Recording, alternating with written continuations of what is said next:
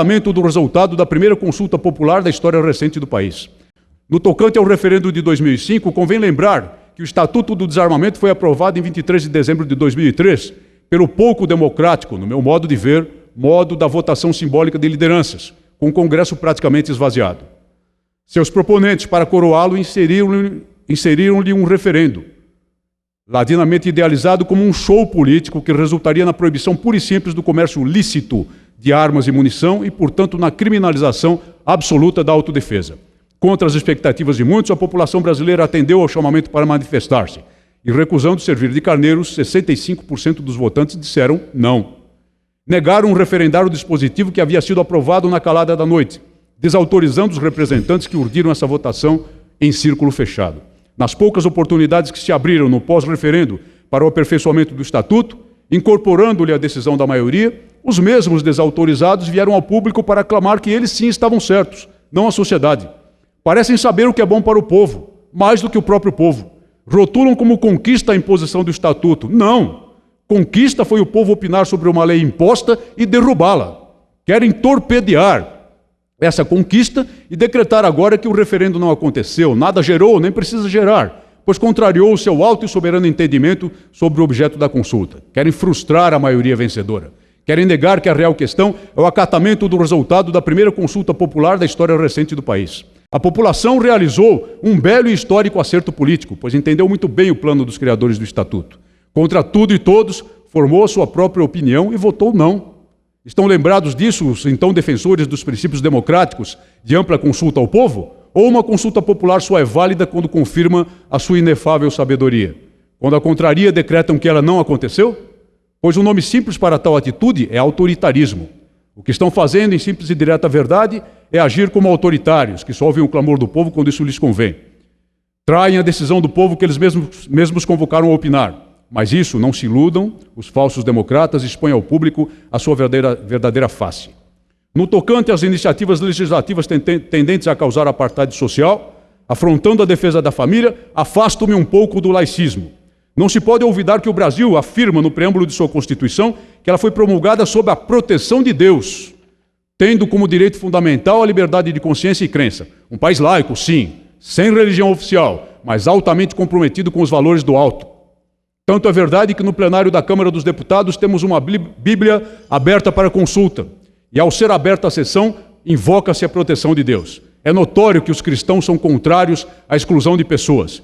Cristo ensina-nos o amor, a compreensão e o respeito ao próximo. Não há necessidade, no entanto, de novas leis para que sejam punidas ações contra homossexuais ou qualquer outra categoria de pessoas, pois o sistema jurídico brasileiro possui instrumentos processuais e constitucionais protetores dos direitos humanos, habeas corpus, mandado de segurança individual ou coletivo, mandado de injunção, habeas data, direito de representação, ação popular, ação civil pública. Além desses, temos as ações individuais de reparação por danos morais a pessoas que se sentirem atingidas em seus direitos individuais. Dessa forma, não seria razoável a aprovação do projeto de lei como garantia dos direitos das minorias sexuais em razão dos instrumentos jurídicos já existentes. Ressalto, como cristão, de maneira enfática, o meu respeito à opção de vida de cada indivíduo e o meu repúdio veemente a atos de violência aos direitos humanos, qualquer que seja a sua motivação.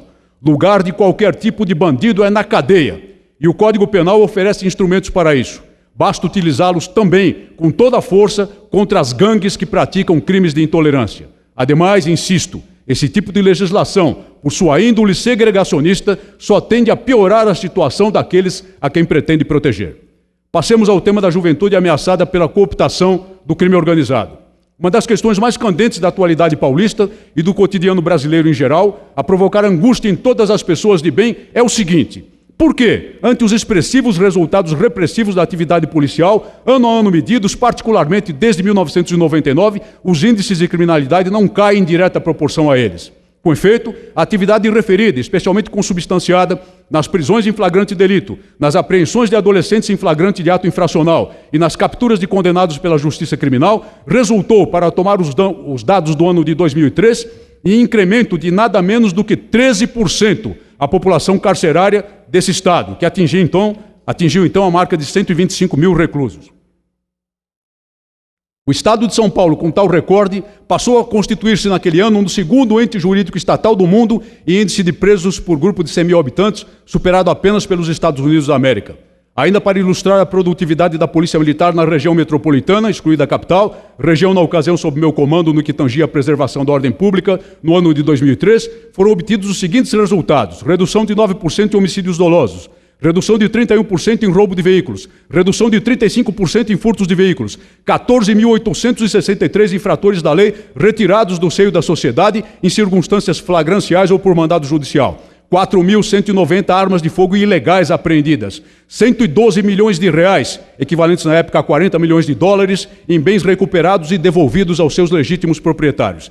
Esse expressivo número parece carecer de lógica, quando se constata, no entanto, que não conseguimos reduzir os roubos em geral, exclusive veículos, em relação ao ano de 2002, as mais das vezes praticados por infratores muito jovens e à mão armada. E, pior, percebeu-se um importante incremento na presença de adolescentes e jovens adultos a serviço de organizações criminosas. A razão é que o nosso país está ameaçado de perder os seus jovens para as malignas hordas do crime. Enquanto se pronuncia este discurso, centenas deles, especialmente entre os que vivem na periferia das grandes cidades, são cooptados pelo crime organizado, principalmente pelo tráfico de entorpecentes, que costumo qualificar como o medonho pai da maioria dos crimes mais violentos que sobressaltam a população. O canto de sereia dos traficantes, a peso de dinheiro fácil, arregimenta em especial os garotos, já desde os 12 ou 13 anos de idade. Começam como aviãozinhos ou vapores, passam a olheiros de bocas e se demonstram atrevimento e dureza em grau suficiente aos olhos dos chefes, ascendem na hierarquia do debochadamente chamado movimento, passando a seguranças armados, a gerentes de bocas e assim por diante. Essa espiral termina geralmente na morte precoce e violenta, entre os 16 e os 26 anos de idade, seja em guerras de quadrilhas ou em entreveros armados com a força policial. Trata-se de uma espiral que, na verdade, não tem retorno, pois ao mínimo sinal de fraqueza ou de deslealdade, seus patrões aplicam-lhe sentença de morte, sempre antecedida de brutal tortura e de mutilação, em vigência no horripilante código de conduta desse infernal círculo do submundo. As raízes desse mal são a desagregação familiar, a perda de referências éticas e a ausência de formação religiosa que há décadas vem afetando a juventude pobre da periferia e mesmo a juventude abastada. O vazio dos valores fundamentais, que me atrevo a expressar em três: Deus, família e pátria, expõe esses jovens quase sem oportunidade de defesa ao assédio do mal. Uma certa mídia e um certo cinema incutem-lhes no juvenil e indefeso espírito a ideia subliminar ou escancarada de que o traficante de drogas é um inconformado, alguém que se recusa a subordinar-se a um sistema de dominação, um guerreiro que luta por construir seu próprio destino. Em suma, um herói incompreendido. Sempre bonito, forte, encantador, amigo, o bandido armado que distribui entorpecentes, assim mostrado até em superproduções de Hollywood, acaba por constituir-se em paradigma para as pobres vítimas dessa articulada cooptação, sobrepondo-se aos esforços, nem sempre tão articulados, que poucos estoicos mestres, pais e agentes públicos ainda lutam por opor a esse processo de liquefação moral. Infelizmente, senhoras e senhores, não está ao alcance da força policial por si só reverter o quadro descrito. Não há solução virtuosa à vista para o problema, frente à sua enormidade, se não acontecer a mobilização total da sociedade, por todas as pessoas de bem, cuja responsabilidade é construir o futuro da nação. Se existe um projeto que vale a pena na atualidade histórica deste sofrido Brasil, este é o da congregação total de forças, sociedade e governo, em prol do garroteamento dessa artéria aberta da nação, por onde drena-se e perde-se muito da seiva representada pela juventude. Esperança para um futuro melhor que não se pode entregar ao inimigo comum, solerte e implacável. Se tentarmos realizá-lo mediante critérios de emprego exclusivamente, falharemos. Não há como opor salários do trabalho ao dinheiro farto e fácil proporcionado pelo crime. Abstraído de ideologia e de sectarismo, é um projeto que se pode dizer até de salvação da brasilidade. São certamente suas grandes linhas de trabalho: a correção das condições estruturais que favorecem a criminogênese, a ampliação das oportunidades lícitas para os jovens, na ciência, no esporte e nas artes, a recondução dos valores cívicos ao ambiente escolar, o apoio às famílias, o retorno da igreja à sua condição natural de mãe e mestra de todo o povo de Cristo, o restabelecimento da solidariedade e do comportamento ético na política e no seio da sociedade. Trata-se de uma grande missão, de um enorme desafio. Abandonar esse projeto significará, caros brasileiros, pelo menos na próxima geração, a necessidade de mais prisões, de leis penais mais duras, de mais armas, efetivos e poder para a força policial.